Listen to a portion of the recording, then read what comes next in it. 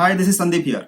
Welcome to InterviewDose. Today in this video, I will show you how to find cycles in a graph using DFS as well as Union-Find algorithm. I will take a LeetCode example. In the first half, I will be using DFS and the second half, I will be using Union-Find algorithm. We are going to solve LeetCode problem 684, redundant connection. This is a medium level problem. A tree is an undirected graph that is connected and has no cycles. Return an edge that can be removed so that the resulting graph is a tree of n nodes. If there are multiple answers, return the answer that occurs last in the given 2D array. So basically we are given a graph which has exactly one edge which is faulty, which we have to remove. By removing that, we will be able to get the first tree from which this graph was initially created. Okay, given 1, 2, 1, 3, 2, 3, output is 2, 3. Tree was 1, 2 and 1, 3, and finally while adding this 2, 3, we are actually creating a cycle, right? So we just have to remove the 2, 3. Example second is again 1, 2, 2, 3, 3, 4, 1, 4 and 1, 5.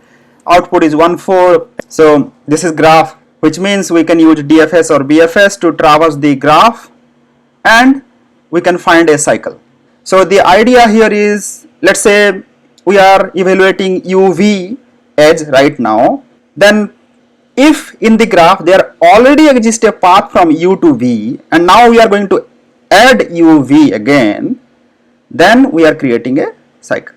So in the DFS we will evaluate if we can reach V from the source node U, then there is already a path. So we will create an adjacency list, and as and when we see an edge, we will try to add it to our adjacency list. Adjacency list will look like this: map of integer, okay, and list of integer as our values, okay. So which will hold all the neighbor for the key, okay.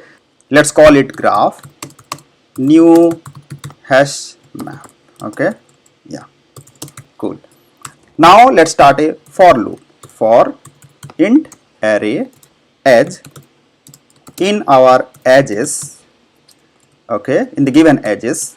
Yeah, what we'll do here, we'll call a DFS method.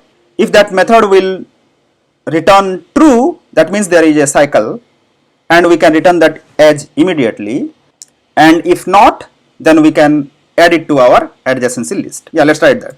Int u equal to edge 0 and int v equal to edge 1, okay.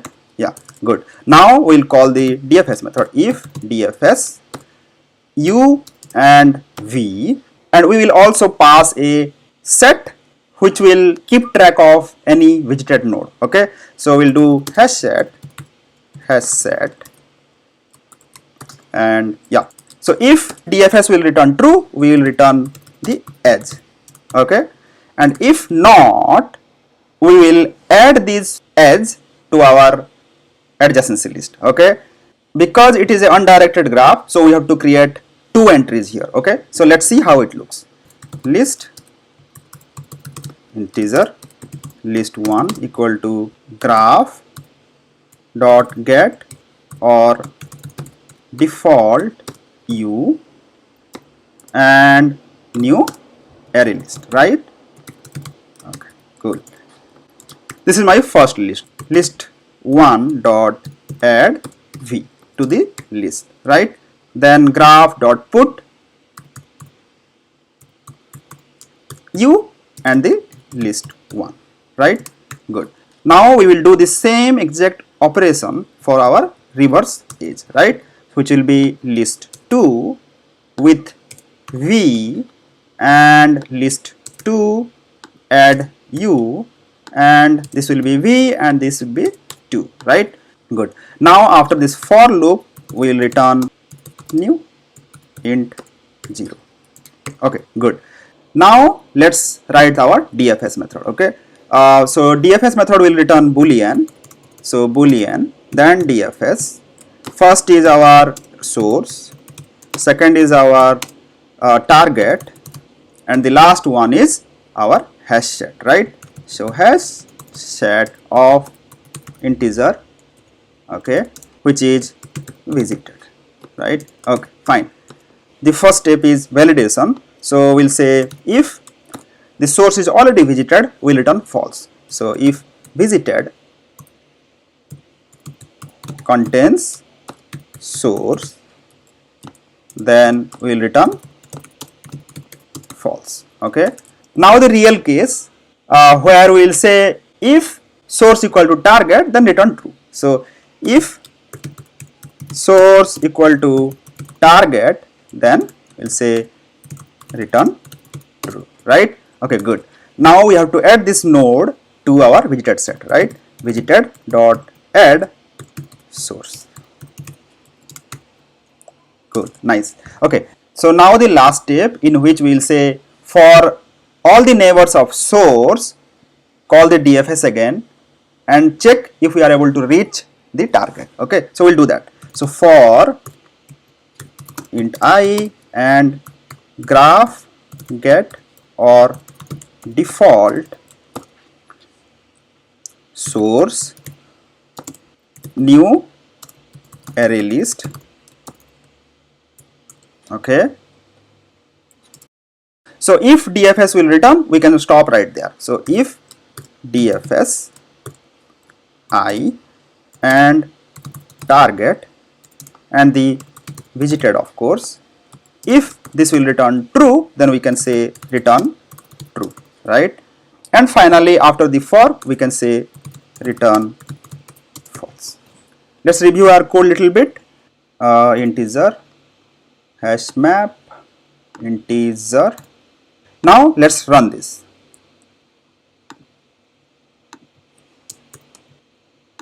Let's do this again.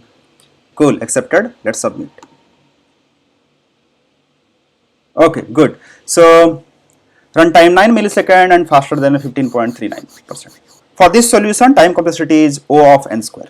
We can do much better than this using the union-find operation, for which the time complexity will be O of n. Now let's solve this using union-find algorithm. We have solved this problem with DFS. Now let's see how this can be solved using union-find algorithm. Yeah, let's see the example. 1 2 1 3 2 3. In the union-find approach, a parent array is taken, and this parent array is updated as and when we see an edge. For example, for edge uv, we can write p of v equal to u. So size of the parent array is equal to number of the edges plus 1. So let's take this example 1. For the edge 1 2, we can write parent of 2 equal to 1. Okay, and parent of 1 will be 1 because it does not have any parent, so we can represent like that. So similarly, for 1 3, parent of 3 will be 1, and for 2 3, parent of 3 will be 2. Now while evaluating, we will do the union operation. Okay, so parent of 2 equal to 1, parent of 3 equal to 1. So parent of 3 and parent of 2 belongs to the same set, right? So now when we encounter 2 3, we can ask what is the parent of 2 and what is the parent of 3. If both are same, then we have a cycle. So this is the faulty edge, and we can just remove this edge, right? Example 2, our parent array size is 6. All will be initialized to 0 by default. So let's say 0 0 0 0. So yeah, so let's now evaluate 1 2. So parent of 1 is nothing, so we'll update it to 1. Parent of 2 is nothing, so we'll update it to 2. Now in the union step, we will say parent of 2 equal to 1, so it will become 1. Okay, now when we see 2 3, parent of 2 is already 1, parent of 3 is 2, right? And parent of 4 is 3, and parent of 5 is 1, right? Now if you see this third index is 2, which means parent of 3 is 2, but in the find operation that will eventually return 1 because for second index the value is 1. So we have to write this find operation in such a way that it will return the eventual parent, okay, the final parent. Third index become 1 after the union operation. This will continue, and in the for loop we will check if parent of u and parent of b are same, then we can remove that edge. Let's first write the find method. So find method will return an integer. So int find p, it will take an integer int v, and it will also take a parent array, right? So int parent array. Okay, yeah, good. If parent of v is not initialized, which means equal to 0, then parent of v equal to v. Okay, yeah. Now if parent of v is not equal to v, then we have to call the find p method recursively to find the eventual parent. Okay, so parent of v equal to find p, and we'll pass parent of v and the parent. Finally return parent v. Okay, yeah. I'll remove this. Okay, and I will create a parent array here, int parent array equal to new int ages dot length plus 1 size. Now we'll call this find parent method for u and also v, and if they are equal, we'll return that edge.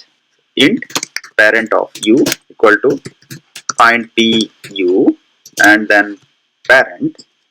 Okay, int pv equal to find p, pass v and parent, and if pu equal to pv, then return the edge. Okay, now the union operation. So parent of pv equal to p. Let's now run the code. So let's now submit. Cool. This is much faster than the DFS approach, right? So the time complexity is O of n, because we are using a parent array and accessing an element from the array is O of 1. Yeah, whenever we are doing this union find operation, it is actually doing constant time operation. In the next video, we'll see redundant connection 2.